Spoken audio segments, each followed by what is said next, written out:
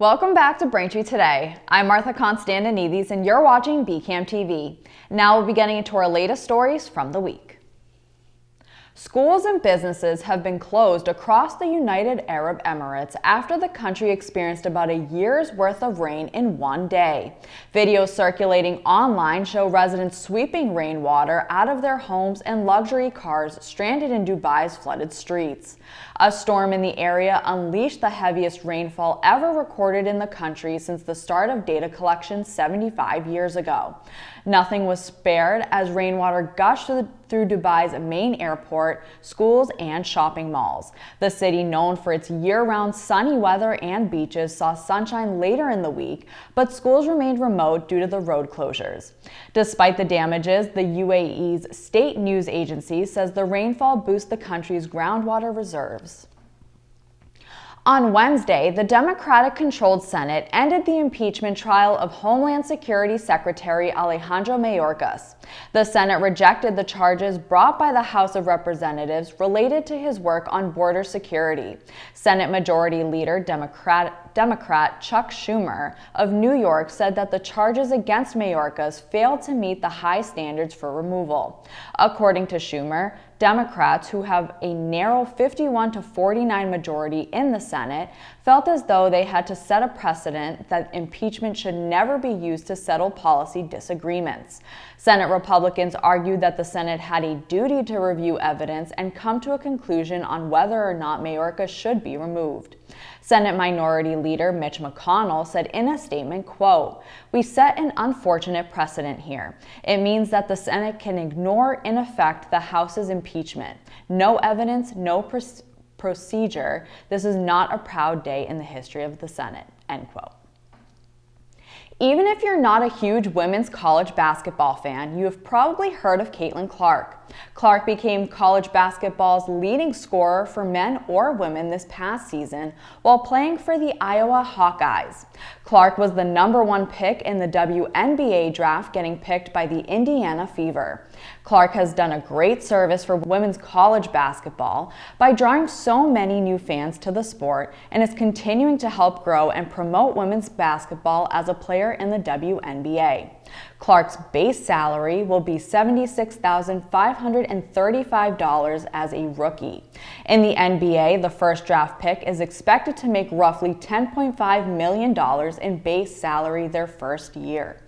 Clark will be able to supplement her salary through endorsements, but even with those, her estimated earnings will be lower than the base salary of a first-round NBA pick.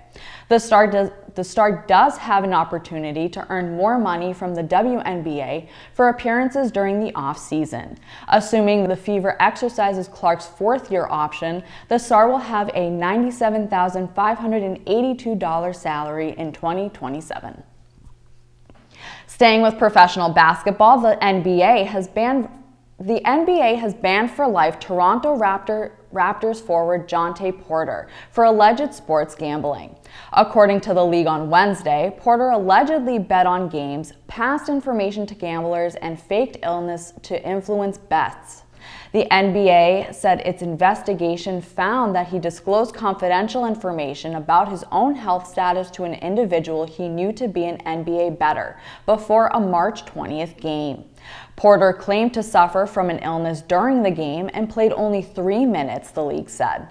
An $80,000 online bet that he would underperform was placed ahead of the March 20th game, which would have paid out $1.1 million. The NBA said the oddly large amount led to wagers being frozen and not paid out. When Porter was on the Raptors' G League affiliate from January to March, he placed at least 13 bets on NBA games using an associate's online betting account. The wagers ranged from $15 to $22,000 and totaled a little over $54,000 according to the NBA. None of the bets were on games in which he played, but he ended up profiting $21,965 in total. The United States Postal Service is planning to raise the price of stamps for the second time this year. The agency filed a notice with the Postal Regulatory Commission that it wants to increase the cost of a first-class stamp from 68 cents to 73 cents. In addition, the post office wants to raise the price of sending a postcard domestically from 53 cents to 56 cents, while the cost of sending an international postcard would rise by 10 cents to $1.65. The Postal Service said in a statement, quote, "As changes in the mailing and shipping marketplace continue, these price adjustments are needed to achieve the financial stability sought by the organizations delivering for America 10-year plan." End quote. If the price hikes are approved by the Postal Regulatory Commission, the changes will take effect in July. Thanks for watching Braintree Today. We'll be right back with more after the break. He was surprised to find out that he has elevated blood pressure, which could turn into high blood pressure. So he talked with his doctor about a healthy path to get his numbers down. He quit smoking, which makes a big difference for his overall heart health. He also cut down on salt by watching out for high sodium on food labels and added a 30-minute walk 5 days a week to his routine. These healthy steps weren't easy, but lowering his blood pressure was worth it. Learn more about his healthy path. Welcome back. Now here's some news coming out of Braintree. A 14-year-old student from Braintree has been caught in a state of academic limbo as she hasn't been to class a single day this year. Samantha Frechon hasn't been able to attend classes since the Braintree public school system unilaterally decided to not re-enroll the teen in her special education placement at a private school in Hingham. The town has been paying her tuition there under a federal law that requires districts to cover the cost of privately educating students whose needs they cannot meet. With Braintree schools in the midst of a budget crisis, Braintree is refusing to pay the roughly $90,000 annual tuition. Instead, Braintree offered daily tutoring at the town library, away from school, classmates, or any enrichment activities. Her mother refused and has been fighting the district since to enroll Samantha where she had been thriving both academically and socially. Frechon alleges Braintree violated Samantha's stay put rights, a key tenet of both federal and state special education laws. Under the provision, special education students have the right to stay in their current placement while administrators, teachers, therapists, and their parents sort out a disagreement over the potential change. Now, Samantha's fate will be decided in mid-May when her hearing was rescheduled with the Bureau for Special Education Appeals. Braintree's annual rabies clinic, sponsored by the town of Braintree, Braintree JCs, and Dr. Joseph Cosman, DMV of the VCA, will be held on Saturday, May 4th from 10 a.m. to noon outside of the Braintree Town Hall. The vaccination per animal is $15, and residents are asked to bring their animal's current rabies certificate. The American Red Cross is visiting Braintree for their new initiative, Sound the Alarm, Save a Life. The initiative aims to install more working smoke alarms in local homes. According to the Red Cross, working smoke detectors can cut the risk of death from home fires in half. So on May 18th, volunteers from the Red Cross and Braintree Fire Department are partnering up to install new smoke detectors in Braintree homes between 9 a.m. to 2 p.m. Appointments are still available, and you can head to soundthealarm.org/MA to book it now. The annual Braintree Beautification Day will be held the morning of April 27th, according to Mayor Joyce. Volunteers are asked to meet at 8 a.m. at Braintree Town Hall, 1 John F. Kennedy Memorial Drive. Upon arrival, those participating will get location suggestions for cleaning and items to help them on their journey, like rakes, bags, and work gloves. In case of bad weather, the rain date will be May 6th. For more information, contact the Mayor's office at 781-794-8100 or the Recreation office at 781-794-8901. In addition to Braintree Beautification Day, the town is finding new ways to get residents involved in beautifying the town more regularly. The Mayor's office announced an initiative called Blue Bag Campaign, where residents can pick up a blue bag and collect trash anywhere in town. Residents can now help beautify the town while working with friends, while you're on a walk, or just at a neighborhood park. When the bag is full, just leave it securely tied near the curb and alert the mayor's office where you left it. Once you call, the DPW will swing by and pick it up. For more information, head to braintreema.gov. Thank you for watching Braintree Today on BCAM TV. We'll be right back with more stories in the area.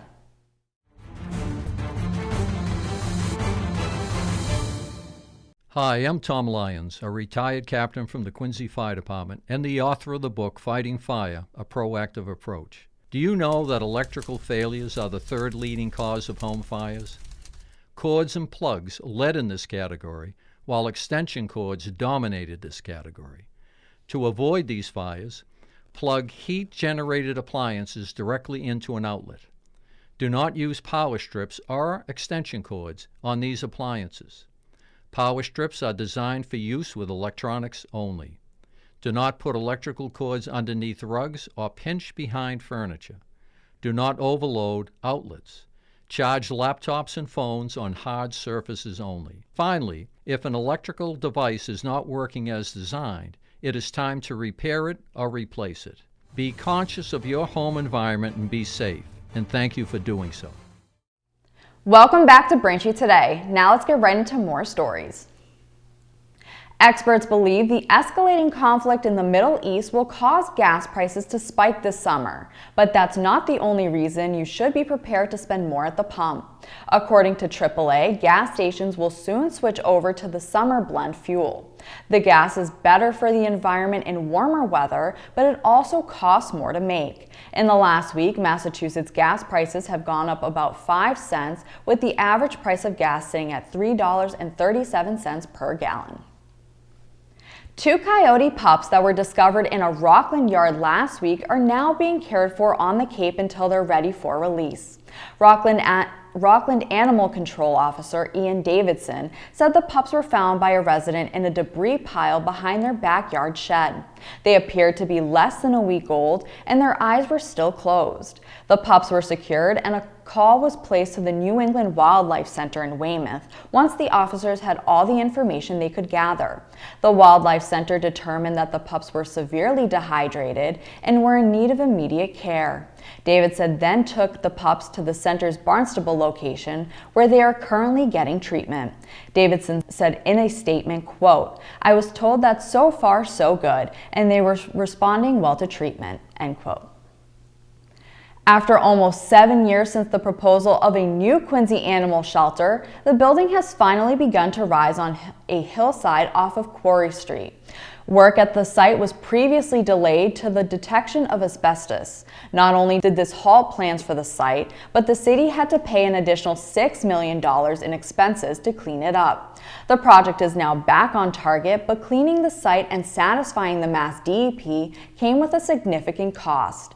In addition to the cleanup, the cost of labor increased, and the price of needed materials increased during the year-long delay, while the city paid more to store other materials it had already purchased.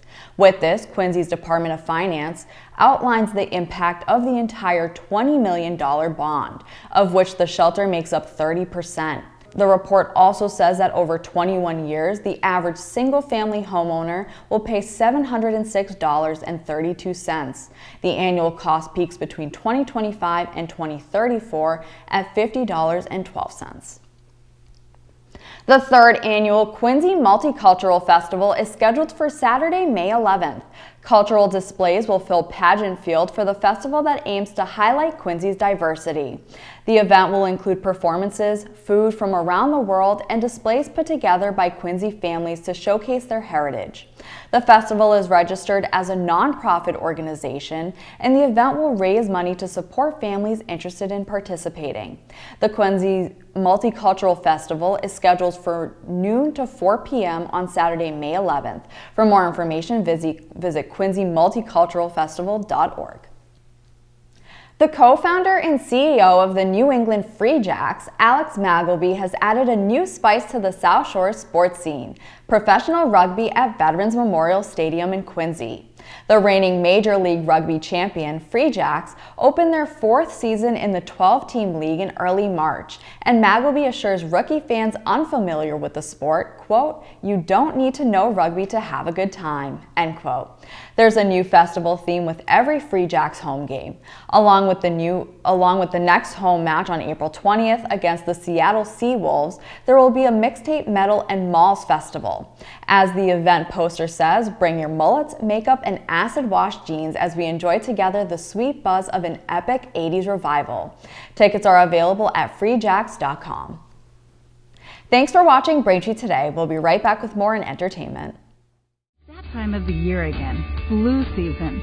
Getting vaccinated against the flu and COVID-19 can help keep you, your family, and your community healthy. You can even get both vaccines at the same time. Visit mass.gov/flushot to learn more.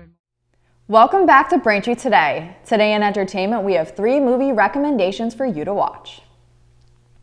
First, Upgraded follows Anna, who is on a work trip when she is upgraded to first class. There she meets Will, who mistakes Anna for her boss, Claire. A white lie then sets off a glamorous chain of events, romance, and opportunity, until her fib threatens to surface. The film stars Camila Mendes and Justin Matthews. You can watch Upgraded on Amazon Video Prime. Next, Suncoast follows a teen living with her strong-willed mother who must take her brother to a specialized facility. She strikes up an unlikely friendship with an eccentric activist at protests surrounding a landmark medical case. The film stars Nico Parker and Woody Harrelson. You can watch Suncoast now on Hulu. Finally, The Underdogs follows Jason Jennings, a washed-up ex-professional football star who has hit rock bottom. When Jason is sentenced to community service coaching an unruly Pee-wee football team, he sees it as an opportunity to turn his life around. The film stars Snoop Dogg and Tika Sumpter. You can watch The Underdogs now on Amazon Prime Video. That'll do it for news today. Remember, if you're a customer of Verizon, you can watch BCAM TV in high definition on channel 2128. I'm Martha Konstandinidis, and thank you for watching Braintree Today on BCAM TV. We'll see you next time.